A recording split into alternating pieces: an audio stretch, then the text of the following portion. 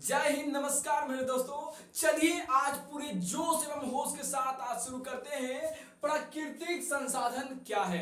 वर्ग 10वीं का भूगोल का जो पहले ही अध्याय है उसी में आता है प्राकृतिक संसाधन। तो आज हम शुरू करने जा रहे हैं प्राकृतिक संसाधन क्या है। ये आपका वीडियो नंबर 3 चल रहा है। ये आपका वीडियो नंबर 3 चल रहा है। अगर आप वीडियो नंबर 1 और 2 नहीं देखे हैं तो सबसे पहले जाकर आप वीडियो नंबर 1 और 2 देखिए, उसके बाद यहां पर आइए। आप जानते हैं कि मैं ये बात क्यों कर रहा हूं आपसे। मैं ये बात आपसे इसलिए कर रहा हूं ताकि आपको समझने में ज्यादा से ज्यादा आसानी हो। वर्ग 10वीं को फोड़ के रख देना है अब की बार। तो चलिए शुरू करते हैं। प्राकृतिक संसाधन क्या है। तो सबसे पहली बात आती है कि ये प्राकृतिक संसाधन है क्या। प्राकृतिक संसाधन जो हमने यहां बोला वो प्राकृतिक संसाधन है क्या, किसे कहते हैं प्राकृतिक संसाधन। तो सुनिएगा, मानव के उपयोग में आने वाली सभी प्राकृतिक वस्तुएं प्राकृतिक संसाधन कहलाती है। यानी मानव के उपयोग में जितना कुछ भी प्राकृतिक संसाधन आएगा सारा का सारा प्राकृतिक संसाधन कहलाएगा। यानी जो कुछ भी प्राकृतिक वस्तु आएगा वो प्राकृतिक संसाधन कहलाएगा। जैसे में ले लेते हैं मृदा। मृदा क्या है, ये प्राकृतिक है, प्राकृतिक रूप से बनाया गया है। तो हम लोग जो मृदा का उपयोग करते हैं ये क्या है, ये प्राकृतिक संसाधन है। पर्वत, नदी, हवा इत्यादि ये सभी क्या है, ये सभी प्राकृतिक संसाधन कहलाते हैं। तो चलिए अब आगे बढ़ते हैं अपने चैप्टर की ओर। तो सबसे पहली बात आती है कि भूमि। सबसे पहली बात आती है भूमि संसाधन। सबसे पहली बात आती है कि भूमि संसाधन क्या है। सबसे पहले बात क्या आती है, भूमि संसाधन। तो भूमि संसाधन एक ऐसी संसाधन है, भूमि संसाधन एक ऐसी संसाधन है जिसका आप उपयोग कर रहे हैं और इसका उपयोग आपके पूर्वज भी कर रहे थे और इसका उपयोग आपके आने वाले बच्चे भी करेंगे। यानी यह भूमि संसाधन एक ऐसा संसाधन है जिसका उपयोग आप कर रहे हैं, आपके पूर्वज ने भी किया और आने वाले आपके पीढ़ी भी करेंगे, आपके आने वाले बच्चे भी करेंगे। क्या, भूमि संसाधन का उपयोग। अब कोई लड़का होगा, कोई सोचेगा कि नहीं नहीं ऐसा कुछ नहीं होने वाला, हमारा जो बच्चा आएगा ना वो भूमि संसाधन का उपयोग नहीं करेगा। अगर इसका उपयोग नहीं किया तो मर जाएगा, इसके उपयोग के बिना रह ही नहीं सकता है। तो भूमि संसाधन क्या है, जिसका उपयोग आप कर रहे हो, आपका पूर्वज ने किया और आने वाले आपके बच्चे भी करेंगे। किसका उपयोग, भूमि संसाधन का उपयोग। इसके कई स्वरूप हैं, इसके कई स्वरूप हैं, जैसे कि पर्वत, पठार, मैदान, निम्न भूमि इत्यादि। क्या बोला हमने, इसके कई स्वरूप हैं, इसके कई स्वरूप हैं। जैसे कि कई स्वरूप में हमने क्या बताया कि जैसे पर्वत, पठार, मैदान, निम्न भूमि इत्यादि। यानी हमारे भूमि संसाधन के कई स्वरूप हैं, उनमें क्या आते हैं, जैसे कि पर्वत, पठार, मैदान, निम्न भूमि इत्यादि। तो चलिए आगे बात करते हैं। इस समय भारत में 13 करोड़ हेक्टेयर भूमि है। कितना है, 13 करोड़ हेक्टेयर भूमि है। इस समय भारत में कितना भूमि है मेरे बच्चों, 13 करोड़ हेक्टेयर। इस समय भारत में 13 करोड़ हेक्टेयर भूमि है। इस समय कितनी भूमि है, 13 करोड़ हेक्टेयर भूमि है। कहां, भारत में। कहां, भारत में। और इस समय भारत में कुल भूमि के लगभग 43% मैदान है। कितने परसेंट, 43% मैदान है। 43% क्या है, 43% मैदान है। क्या है, मैदान है। उसके बाद पर्वत है, उसके बाद पर्वत है, उसके बाद पठार है। तो हमने क्या कहा कि भारत में जो भूमि है ना उसका 43% हिस्सा मैदान है, यानी समतल भूमि है। 43% हिस्सा क्या है, समतल भूमि है, समतल मैदान है। और 30% पर्वत है, यानी 30% भूभाग पर पर्वत है। उसके बाद 27% पर पठार है। हमने क्या कहा, हमने ये कहा कि जो भारत की जो भूमि है, भारत को जो भारत की जो भूमि है उसमें 43% भाग मैदान है और 30% भाग पर्वत है और 27% भाग पठार है। यहां तक बच्चों कोई दिक्कत कोई परेशानी बिल्कुल नहीं होनी चाहिए, क्योंकि मैं इसे दोबारा रिपीट कर देता हूं। भूमि संसाधन क्या है? तो भूमि संसाधन एक ऐसा संसाधन है जिसका उपयोग हम कर रहे हैं, हमारे पूर्वज कर रहे थे और आने वाले पीढ़ी करेंगे, दर पीढ़ी करेंगे, हमारे बच्चे करेंगे। इसके कई स्वरूप होते हैं, इसके कई स्वरूप होते हैं, जैसे कि पर्वत, पठार, मैदान, निम्न भूमि। भारत में कुल भूमि 13 करोड़ हेक्टेयर है। भारत में कुल भूमि 13 करोड़ हेक्टेयर है, जिसमें कि 43% भाग पर मैदान क्षेत्र है। क्या है? मैदान है। और 30% पर्वत है और 27% पठार है। पठार किसको कहते हैं? ये जो लिखे हैं पठार, पठार किसको कहते हैं? तो जो समतल भूमि से थोड़ी ऊंची होती है ना, उसी को पठार कहते हैं। समतल भूमि से थोड़ी ऊंची रहेगी, पठार कहलाएगी। तो चलिए इसको सबसे पहले मिटा देते हैं, इसके बाद आगे बढ़ते हैं। उसके बाद आता है मृदा के निर्माण के कारण। इसके बाद क्या आता है मेरे दोस्तों? मृदा के, किसके? मृदा के निर्माण के कारण। मृदा के निर्माण के कारण। तो चलिए अब बात करते हैं मृदा के निर्माण के कारण, यानी आखिर मृदा किस प्रकार से बनी है, मृदा का निर्माण का कारण क्या है, मृदा किस प्रकार से बनी है, इसके बारे में अब हम चर्चा करने वाले हैं। तो सबसे पहले बात करते हैं मृदा के निर्माण के कारण में। सबसे पहले बात करते हैं नंबर 1 में क्या है? ऊंचावच या ऊंचावच धाराकृति। क्या है? ऊंचावच धाराकृति। कहने का मतलब यह है कि हमारे धरती का आकार कहीं ऊंचा और कहीं नीचा है। हमारे धरती का आकार कहीं ऊंचा और कहीं नीचा है, जिसको कि ऊंचावच धाराकृति कहा जाता है। तो हमने क्या कहा कि हमारे धरती का आकार कहीं ऊंचा और कहीं नीचा है, कहीं ऊंचा और कहीं नीचा है, जिसे कि ऊंचावच धाराकृति कहते हैं। तो क्या होता है कि जहां ऊंचा क्षेत्र है वहां हवा आने के कारण, पानी आने के कारण ये क्या होता है कि मान लीजिए ये ऊंचा है, यहाँ लगातार हवा आएगा, लगातार इसमें पानी नहीं पड़ेगा, तो इसको की करेगा? हम तोड़ ताड़ देगा। तो इसको तोड़ ताड़ दिया ना, तो की हुआ? छोटा छोटा टुकड़ा में बच गया। तो यही कुछ सालों बाद क्या होगा कि मृदा का निर्माण करने लगेगा। यानी जो बड़ा चट्टान था ये की हुआ? टूट गया। जो बड़ा भाग था, जो भूमि का जो कहीं ऊंचा कहीं नीचा था, तो जो ऊंचा भाग था वो की हुआ? टूट गया। उसके बाद वह मृदा का निर्माण कर देता है। मान लीजिए कि ऊपर भाग उठल है, ये हवा और पानी के कारण की होगा? ये टूटेगा। ये टूट के छोटा छोटा गिट्टी पत्थर में बदल जाएगा। फिर समय बदलता जाएगा, उसके बाद ये मिट्टी का निर्माण कर देगा। तो ऊंचावच धाराकृति कहने का मतलब क्या है कि हमारे धरती का आकार कहीं ऊंचा और कहीं नीचा है, कहीं ऊंचा और कहीं नीचा है, जो कि हवा और पानी के कारण टूट जाता है। हवा और पानी के कारण टूट कर मृदा का निर्माण करता है, जिसको कि ऊंचावच धाराकृति कहते हैं। तो मृदा के निर्माण के पहला कारण क्या है? ऊंचावच धाराकृति। तो यहां तक कोई दिक्कत? यहां तक कोई भी दिक्कत नहीं होनी चाहिए मेरे बच्चों, मेरे भाइयों। तो आप ऐसा करो ना कि एकदम कमेंट करो, लाइक करो, शेयर करो, ठोक के करो। यार क्या कर रहे हो? जल्दी जल्दी वीडियो को आगे बढ़ाओ, जल्दी जल्दी वीडियो को आगे बढ़ाओ। तो चलिए दूसरा बात करते हैं मूल शैलिया चट्टान।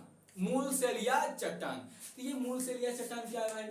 तो जो हमारा धरती है ना, हमारा जो धरती है वो पहली परत के बाद जो दूसरी परत आती है ना, दूसरी परत, ये जो दूसरी परत है इसको मूल शैलिया चट्टान कहते हैं।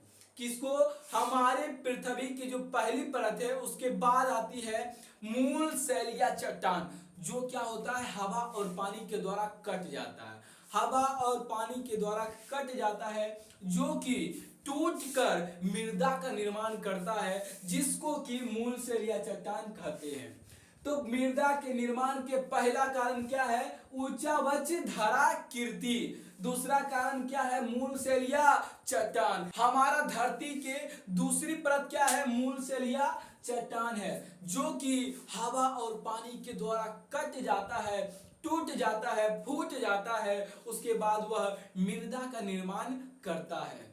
अगर तुम साथ हो तो हमको टेंशन किस बात की भाइयों? अगर आप लोग साथ हैं तो फिर हमको टेंशन किस बात की? कोई टेंशन नहीं, आगे बढ़ते हैं। तो दूसरा क्या था? दूसरा था मूल सेल या चट्टान। तीसरा बात करते हैं जलवायु। तीसरा कारण क्या है? जलवायु। तो जलवायु के कारण भी मृदा का निर्माण होता है, लेकिन कैसे? सुनिएगा, जो बड़े बड़े चट्टान होते हैं वो जलवायु के कारण, जल और वायु के कारण उसमें दरारें पड़ जाते हैं। उसमें क्या होते हैं? दरारें पड़ जाते हैं, और समय बदलते के साथ धीरे धीरे धीरे वह टूट टूट कर वह मृदा का निर्माण करता है। ये चट्टान में धीरे धीरे क्या होगा? इस चट्टान में धीरे धीरे दरार पड़ेगा, धीरे धीरे दरार पड़ने के बाद की होगा? टूटने लगेगा, और टूट कर यह मृदा का निर्माण कर देगा। तो जलवायु के कारण भी मृदा का निर्माण होता है। तीन को आपको समझ में आया है? अगर तीन को समझ में आ गया तो कमेंट में लिखिए हाँ समझ में आ गया है। क्या कि पता है आप लोग कोई कमेंट वगैरह कुछ नहीं करते, हमको पता नहीं चलता है कि हमारा वीडियो कोई देख रहा है कि कोई नहीं देख रहा है। तो आप लोग जल्दी जल्दी शेयर करिए। रुकिए काहे हैं? चौथा है वनस्पति। चौथा क्या है? वनस्पति। सुनिएगा, पृथ्वी पर बहुत मात्रा में पेड़ पौधा है। ये तो पहले था, पता होगा, आपका सब कट टूट गया है। तो पृथ्वी पर क्या था? पेड़ पौधा। ये पेड़ पौधा क्या होता है ना कि सर के गल के, पेड़ पौधा सर के गल के मृदा का निर्माण करती है। मान लीजिए कोई पौधा है, पेड़ है, बड़ा है, उसके बाद वो क्या होगा? धीरे धीरे मान लीजिए सर उड़ गया, गल उड़ गया, मतलब मृत के बाद, मरने के बाद वो सर गल गया। तो सड़ने और गलने के बाद वह मृदा का निर्माण करती है। तो जिसको क्या कहा गया? वनस्पति। यानी वनस्पति भी एक कारण है जिसके कारण की मृदा का निर्माण हुआ है। वनस्पति के कारण भी मृदा का निर्माण हुआ है। उसके बाद क्या आता है? जैव पदार्थ। जैव पदार्थ, जैव कहने का मतलब है सजीव, यानी सजीव के कारण भी मृदा का निर्माण होता है। यानी हम लोग जो सजीव है ना, मतलब आदमी रहे, चाहे जानवर रहे, चाहे कुत्ता रहे, चाहे बिलाई रहे, कोई भी रहे, जो सजीव है ये जब मर जाता है, तो इसको दफना दिया जाता है या जला दिया जाता है। तो इसके जो हड्डियां रहते हैं, मतलब कि जंगल में ये खासकर होता है, जो जानवर मर जाता है उसको क्या होता है ना कि जब जानवर मर गया तो उसको सर उड़ जाएगा, तो धीरे धीरे करके वो मृदा का निर्माण करने लगता है। यानी जानवर जो है वो मर गया, सड़ गया, गल गया, और धीरे धीरे वह मिट्टी में कन्वर्ट होने लगता है। यानी कि सजीवों के कारण भी, जैव पदार्थ के कारण भी मृदा का निर्माण होता है। जैव पदार्थ के कारण भी मृदा का निर्माण होता है। यानी सजीव, यानी कि जीव जंतु के मरने के कारण, मरने के बाद, मरने, सड़ने, गलने के बाद वह मृदा में बदलने लगती है, जिसके कारण मृदा का निर्माण होता है। उसके बाद क्या आता है? खनिज कण। उसके बाद क्या आता है? खनिज कण। खनिज कण तो जो मूल्यवान पदार्थ होते हैं ना, जो मूल्यवान पदार्थ होते हैं या जो भी कोई खनिज कण है, वो क्या होता है कि जो टूट कर जब बड़ा रहता है तो वो धीरे धीरे टूटना शुरू करता है, और ये खनिज और कण टूट कर मृदा का निर्माण करते हैं। यानी खनिज जो क्या है? टूटेगा, फूटेगा, उसके बाद मृदा का निर्माण करेगा। तो खनिजों के टूटने फूटने के कारण भी मृदा का निर्माण होती है, जिसके कारण मृदा का निर्माण होता है। तो ये सारे तमाम कारण थे, और भी कई कारण हैं, लेकिन आप 10वां में हो तो जितना था उतना हमने आपको बता दिया। तो ये सारे क्या हैं? ये सारे हैं मृदा के निर्माण के कारण। आखिर मृदा का निर्माण कैसे हुआ? तो पहला क्या है? उच्चावच धाराकृति। दूसरा क्या है? मूल सेल या चट्टान। तीसरा क्या है? जलवायु। चौथा क्या है? वनस्पति। उसके बाद क्या है? जैव पदार्थ। उसके बाद क्या है? खनिज कण। तो ये सारे क्या थे? ये सारे थे कि मृदा के निर्माण किस प्रकार से होते हैं। कोई दिक्कत आप लोग को? एकदम नहीं, कोई दिक्कत नहीं। चलिए अब इसको मिटा देते हैं।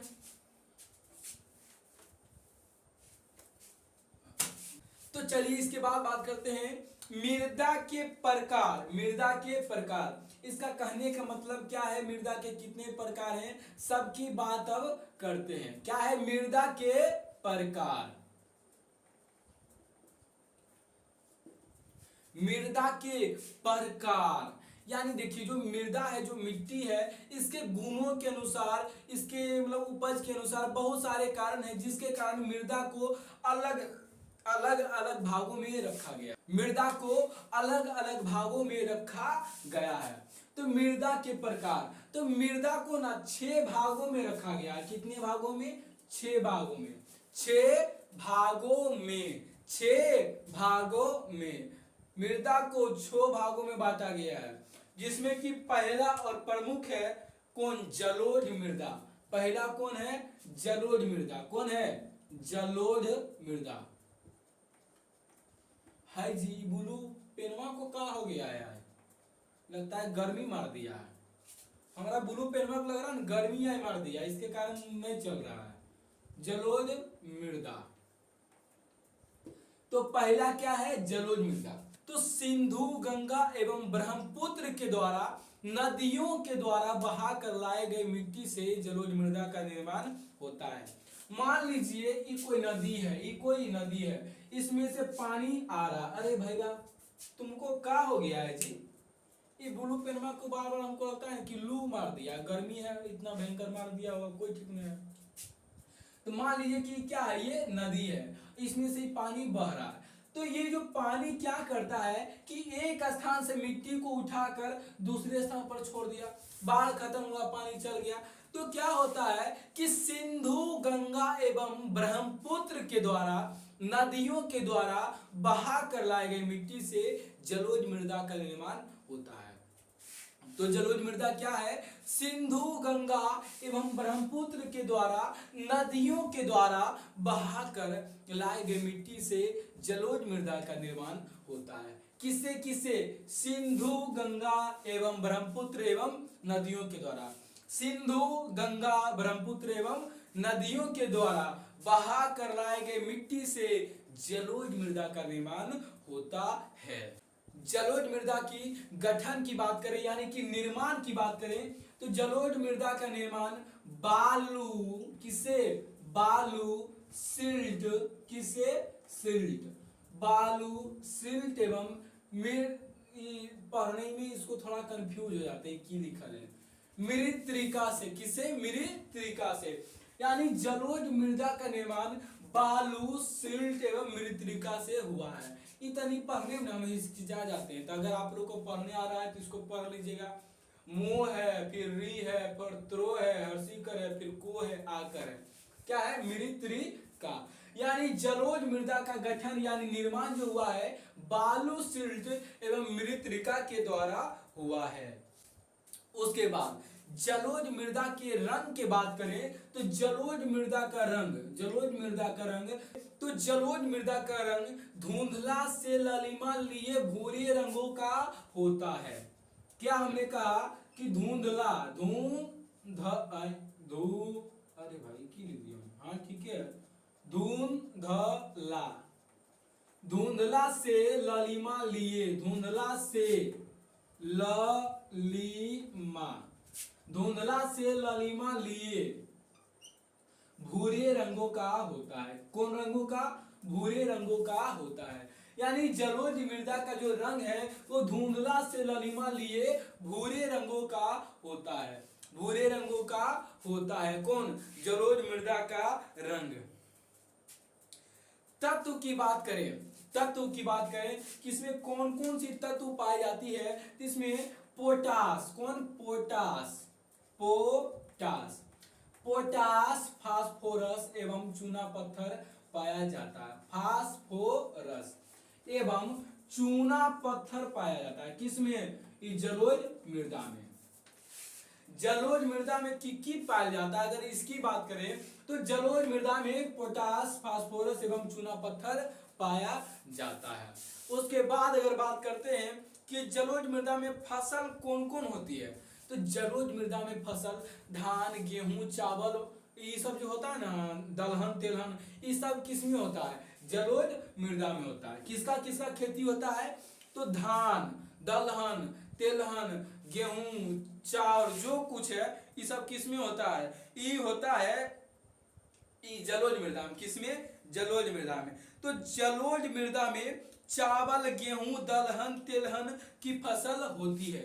और इसमें सबसे अधिक फसल की इसी में होती है। इसमें सबसे अधिक क्या होती है? फसल होती है। तो सबसे अधिक अगर फसल होती है तो सबसे ज्यादा जनसंख्या निवास कहाँ करेगी? तो सबसे ज्यादा जनसंख्या निवास इसी में करती है। सबसे ज्यादा जनसंख्या निवास इसी में करती है, क्योंकि यहाँ ज्यादा फी हो रहा है, क्योंकि यहाँ फसल ज्यादा हो रहा है, तो जहां ज्यादा फसल होगा वहां जनसंख्या ज्यादा निवास करेगा। तो हमने क्या कहा कि जलोढ़ मृदा यानी सिंधु, गंगा एवं ब्रह्मपुत्र के द्वारा, नदियों के द्वारा बहा कर लाए गए मिट्टी से जलोढ़ मृदा का निर्माण होता है। यानी सिंधु, गंगा एवं ब्रह्मपुत्र के द्वारा, नदियों के द्वारा बहा कर लाए गए मिट्टी से जलोढ़ मृदा का निर्माण होता है। उसके बाद गठन की बात करें तो इसमें बालू, सिल्ट एवं मृत्तिका पाई जाती है। अगर इसमें रंग की बात करें तो इसमें धुंधला से लिए ललिमा लिए भूरे रंगों का होता है। धुंधला से ललिमा लिए भूरे रंगों का होता है। अगर इसमें तत्व की बात करें तो इसमें पोटास, फास्फोरस एवं चूना पत्थर पाया जाता है। अगर फसल की बात करें तो इसमें दलहन, तिलहन, चावल, गेहूं ये सब जो होता है ना इसी में पाया जाता है। और इस सबसे अधिक उपजाऊ होता है और इसमें सबसे ज्यादा क्या होता है? फसल होता है, जिसके कारण सबसे अधिक जनसंख्या इसी में निवास करती है। तो आज की क्लास बस यहीं तक। अगले वीडियो में हम मिलते हैं पुनः आप लोगों के साथ। तो अगला वीडियो हमारा 1 से 2 दिन में फिर पुनः आ जाएगा। तो चलिए बने रहिए, देखते रहिए। उसी के साथ करते हैं जय हिंद, जय भारत, भारत माता की जय। फिर मिलते हैं आपसे अगले वीडियो में।